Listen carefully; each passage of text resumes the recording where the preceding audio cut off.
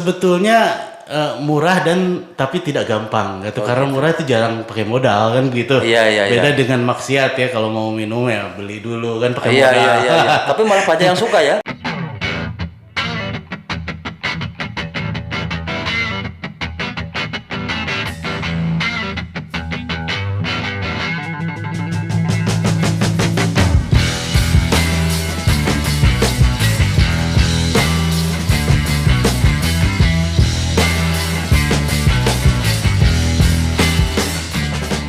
Assalamualaikum warahmatullahi wabarakatuh.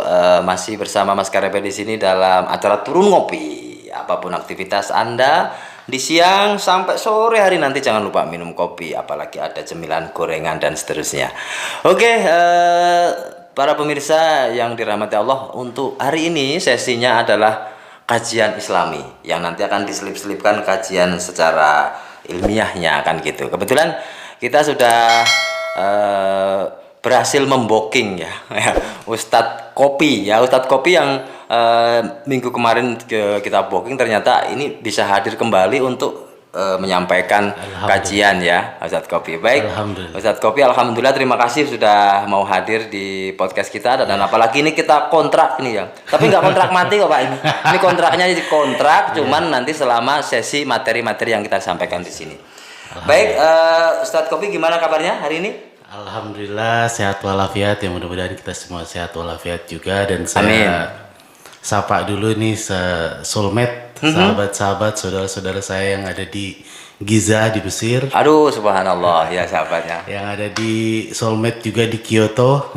Sudah mukim di sana, yang mudah-mudahan senantiasa dalam lindungan Allah Subhanahu wa taala.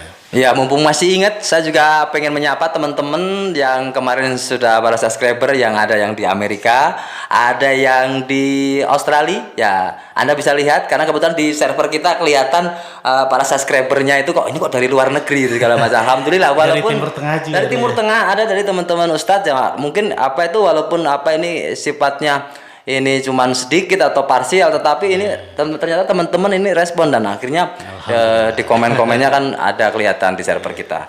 Alhamdulillah ya. Ya, artinya ini bermanfaat Ustadz ya, buat kaum muslimin, bermanfaat kan gitu. Dan untuk kali ini Ustadz, temanya kita masih penasaran nih, melanjutkan yang kemarin. Ya, ada beberapa pertanyaan yang memang menanyakan bagaimana sih ini hubungannya apa sih turun ngopi, terus kemudian itu nyambung lagi kepada iman ya, terus bagaimana sih beriman yang benar gitu, seperti itu bagaimana gitu ya. Sebetulnya hubungannya ya dihubung-hubungkan gitu. Dihubung-hubungkan ya. Iya, karena memang segala sesuatunya itu seharusnya tidak terlepas dari iman begitu kan. Iya. Seperti kopi yang boleh jadi menjadi sebuah sumber inspirasi, maka sangat diharapkan juga kita menjadikan iman sebagai sumber inspirasi ya di dalam berucap dan berbuat gitu kan, dalam kehidupan sehari-hari. Karena kalau kita mengutip perkataan dari tokoh-tokoh dunia gitu, dunia, bahwa iman itu bisa menjadi sebuah kekuatan ketika kita tidak memiliki apa-apa. Iman ini ya. Iya. Itu yang mengatakan itu Christina Pulitzer kalau tidak salah. Siapa itu Christina Pulitzer? Ya, tokoh dunia lah. Saya juga tidak mengenal, belum kenalan juga sama beliau. Non-muslim ya. Justru berpendapat bahwa iman itu bisa menjadi kekuatan di saat kita tidak memiliki apa-apa. Oh, subhanallah. Ya. Jadi mengerti ya. Ya. Kemudian juga ada dari William Swartworth, itu juga mengatakan bahwa iman itu adalah inspirasi yang sangat menggairahkan gitu. Itu siapa lagi tuh William Sugiono tadi? Itu yang saya baca dari tokoh-tokoh dunia ya. Karena kita juga belum kenalan. Iya. Mungkin juga sudah. Yang pasti non-muslim ya. Non-muslim. Bagaimana mereka begitu sangat menghargai faith, kepercayaan. Iman. Selama ini kan cuma faith aja ya. Iya, my betul. faith gitu. Jadi kalau tadi kembali lagi ke ngobrol pintar atau ngobrol perkara iman, apa hubungannya? Seperti tadi yang disampaikan bahwa ketika kopi boleh jadi menjadi sebuah sumber inspirasi dalam hari-hari kita, maka sangat diharapkan begitupun apalagi iman. Mudah-mudahan bisa menjadikan iman itu sebagai sumber inspirasi. Iya, betul. Inspirasi yang menggairahkan begitu, supaya hidupnya bergairah gitu lah. Betul, tetapi tentunya harus seperti di part sebelumnya kan, itu artinya tidak sekedar minum kopi kan, Ustaz? Tidak sekedar minum harusnya kopi, bisa harus menikmati. Ya, kopi. berarti sama, harus menikmati iman. Iman juga ya berarti begitu, ya. Nah, harus menikmati nah, iman. itu kira-kira gimana itu tips-tipsnya Tat gitu? Tips-tipsnya tentunya ini adalah melalui sebuah usaha dan upaya, proses yang panjang gitu loh. Tahapan-tahapan yang luar biasa. Tetapi sebelum itu mungkin kalau boleh kita akan menuju kepada sebuah kondisi di mana kondisi ideal bagaimana seharusnya orang yang beriman. Jadi ada persiapannya dulu ya? Ada persiapannya. Itu supaya apa? Supaya kita mempunyai kesamaan persepsi, kesamaan pandangan. Bagaimana sih kondisi di dalam masyarakat beriman, di dalam komunitas yang beriman, gitu kan? Betul. Nah, ada kondisi dan ada syarat. Tentunya kan begitu, dan ada proses, jangan lupa. Jangan lupa ada proses gitu. Ketika kita berbicara kondisi ideal bagaimana di dalam komunitas beriman, di dalam masyarakat beriman, maka yang pertama tentu saja bahwa seorang yang beriman itu adalah orang yang selalu menyandarkan segala sesuatunya itu kepada Allah Subhanahu wa Ta'ala. Itu yang pertama. Itu poinnya. Dengan kita menyadari, dengan kita meyakini seperti itu, bahwa apapun yang Allah berikan itu adalah nikmat karunia. Itu akan menumbuhkan rasa syukur. Itu juga bisa menjadi ujian. Seperti yang Allah sampaikan di dalam Al-Quran surat Al-Kahfi ayat ke-7 yang berbunyi a'udzubillahi minasyaitonirrajim. Inna ja'alna ma'alal ardi zinatan laha liyabluwahum ayyuhum ahsanu amala. Dan sesungguhnya telah kami jadikan apa-apa yang ada di dunia itu adalah perhiasan. Dan itu menjadi sebuah ujian. Itu menjadi sebuah ujian siapa yang mempunyai amal terbaik. Jadi nikmat itu jadi ujian ya? Nikmat itu jadi ujian. Kalau kita meyakini, kita menyandarkan segala sesuatunya kepada Allah. Itu kondisi pertama ketika kita berada di dalam komunitas yang beriman atau ingin berada di dalam komunitas yang beriman. Berarti saya tambah kemarin habis beli mobil itu ujian ya berarti. Betul. Atau di dalam surat lain-lain ya Allah firmankan juga di dalam Al-Baqarah ayat 155. Ya. Waja'alna walanabluwannakum minal khaufi wal ju'i wa naqsim minal amwali wal anfus wath thamarat wa basyiris sabirin. Alladzina idza asabathum musibah qalu inna lillahi wa inna ilaihi rajiun. Dan telah kami jadikan ujian gitu kan. Berupa apa? Berupa khauf, ketakutan. Berupa apa? Kelaparan. Betul. Wa naqsim min amwal dan kekurangan harta. Betul. Wal anfus dan jiwa. Samarat dan buah-buahan.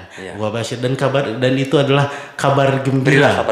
Berilah kabar gembira buat orang-orang yang bersabar menjalaninya. Begitu.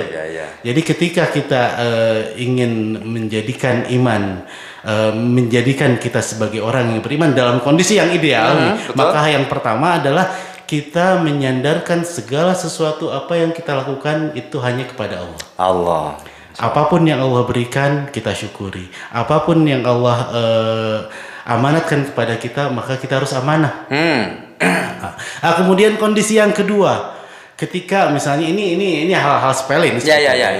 Ketika kita meyakini, berhati-hati di dalam segala tindak tanduk. Berhati-hati karena apa? Karena kita meyakini, banyak misalnya kita bertanya gitu. Hai saudaraku, atau oi sama siapa kamu kesini kan gitu. Jeung saha ka dieu kan gitu kalau saya Sunda kan gitu. Oh, saya sendiri aja. Itu secara tidak langsung dia tidak beriman terhadap Raqib Atid. Oh, itu sebagai apa ya? Deteksi awal ya. Iya, karena menafikan Roqib Atid yang bertugas mencatat amal baik dan amal buruk. Iya. Kemudian apalagi di dalam kitab Al-Ihya Al-Ulumuddin yang Ihya karangan Imam Ulumuddin. Al-Ghazali, Iya. bahwa yang terdekat dengan kita itu siapa? Ijra'il. Kematian ya. itu selalu menyertai kita. Iya. Sehingga kalau kita mengimani hal-hal seperti itu, kita akan merasa diawasi. Kita Ihsan akan mungkin ya. iya betul. Iya kan? Jadi tidak akan melakukan perbuatan-perbuatan yang Dilarang oleh Allah. dilarang oleh Allah. Iya. Perbuatan-perbuatan yang buruk karena akan dicatat oleh malaikat Iya. petugas dari Allah yang mencatat amal buruk. Jadi sadar diri itu tadi. sadar diri begitu. Iya, Kemudian kondisi yang ketiga, kita jadikan seorang anggota dari komunitas beriman itu adalah orang yang berakhlak mulia. Karena orang yang beriman itu punya standar moralitas yang sangat tinggi. Punya standar sendiri. Punya standar Tentunya moralitas yang iya. betul, moralitas yang sangat tinggi. Subhanallah. Jadi menjadikan akhlak Al-Quran. Al-Quran itu menjadi perantara antara kita sebagai makhluk untuk sampai kepada Allah sebagai Khalik. Ada makhluk akhlak untuk sampai kepada Khalik. Iya. Nah, itu adalah kondisi yang ketiga. Kondisi yang keempat, kita menjadikan Rasulullah SAW dan para Rasul terdahulu itu sebagai teladan, sebagai uswah. Itu dalam kondisi, sekali lagi, kondisi ideal. Kondisi ideal ketika kita dinyatakan beriman. Kemudian di samping itu juga kita senantiasa, kondisi yang kelima, kita senantiasa mempersiapkan diri. Beramal soleh sebanyak-banyaknya, berbuat baik kepada sebanyak-banyaknya kepada orang lain, kepada makhluk Allah, tanpa kecuali.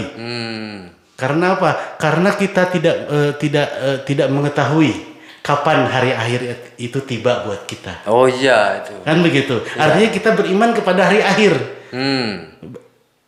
Kita tidak pernah tahu apakah hari ini atau esok hari terakhir kita. Maksudnya hari akhir itu bukan hari kiamat Bukan hari saja. kiamat saja, ada sugro, ada kubro, ada itu kubro, ya. ada sugro kan. Gitu. Hari akhir bagi kita, bagi pribadi-pribadi, bagi nafsi-nafsi, bagi jiwa-jiwa. Ada hari kiamat kubro, di mana berakhirnya seluruh kehidupan kan begitu. Iya. Nah, kemudian juga dalam kondisi ideal yang keenam atau yang terakhir adalah bagaimana kita menerima dengan ikhlas segala apa yang telah ditetapkan oleh Allah dalam kehidupan kita. Ridho ya. Ridho. Gitu. Iya, menerima qadarullah. Iya, Kan ridho begitu. atas ketetapan Allah. Itu dalam kondisi yang ideal. Tapi tentunya menuju ke arah sana itu butuh sebuah proses. Wah, itu yang sulit itu. Butuh sebuah tahapan-tahapan yang harus kita lewati. Iya. Jadi nggak gampang ya berislam atau beriman gitu langsung. Sebetulnya murah dan tapi tidak gampang gitu. Karena murah itu jarang pakai modal kan gitu. Iya. Beda dengan maksiat ya, kalau mau minum ya beli dulu kan pakai Iya. modal. Tapi malah banyak yang suka ya. Banyak yang suka. Yang murah-murah pada itu mahal itu jangan dulu. Udah mahal segala macam masih dilakukan lagi dosa lagi. Aduh. Jalan ke surga itu murah, tapi sangat banyak, sulit. Iya, dan orang pada nggak mau gitu. Dan nggak paham lagi gitu, nggak mau memahami segala macam gitu. Tapi jalan ke neraka walaupun mahal banyak yang suka. Tuh, nah itu. Kenapa? Karena tidak ada iman. Oh, Kan kan? gitu. Saya pikir kenapa? Karena kenapa semua yang enak-enak gitu. Itu yang Bang Haji itu. Tapi saya itu muridnya itu, cuma ngaji itu. Oke. Baik. Jadi kita tadi berbicara untuk mengarah ke situ semua, ke kondisi ideal itu. Ideal ya. Itu ada tahapan-tahapan yang harus dilalui tentunya gitu. Seperti saya tidak otomatis menjadi pecinta kopi gitu. Awalnya malah anti kopi kan. Anti gitu. kopi. Ada proses, malah sempat anti kopi dan lain-lain kan begitu. Sampai benar-benar kupur terhadap kopi. Sampai menolak. Ya akhirnya ya seperti itulah. Jadi semua yang ada di dunia ini semuanya itu berproses. Iya. Allah pun walaupun dengan kemampuan yang maha kuasa kun fayakun, Iya. tetapi menciptakan alam dunia ini juga dalam 6 masa. Proses Artinya juga ada ya? proses. Iya, Itu iya, adalah pembelajaran buat kita. Hikmah. Apapun yang kita lakukan, apapun yang kita inginkan, selalu ada proses yang harus kita jalani. Oh, kan iya, begitu. subhanallah. Begitupun menuju kondisi ideal dari sebuah komunitas beriman. Iya. Itu pasti ada proses dan yang pasti ada ujian. Oh, iya. Tadi kan ayatnya tadi. Iya, ada baik itu dengan ujian. kesenangan atau dengan kesusahan. Betul. Apalagi kemarin di dalam part sebelumnya kita kan membahas begitu banyak kenikmatan. Iya. Di dalam Al-Kahfi ayat 7 Allah menyebutkan seluruh yang ada di dunia ini adalah perhiasan.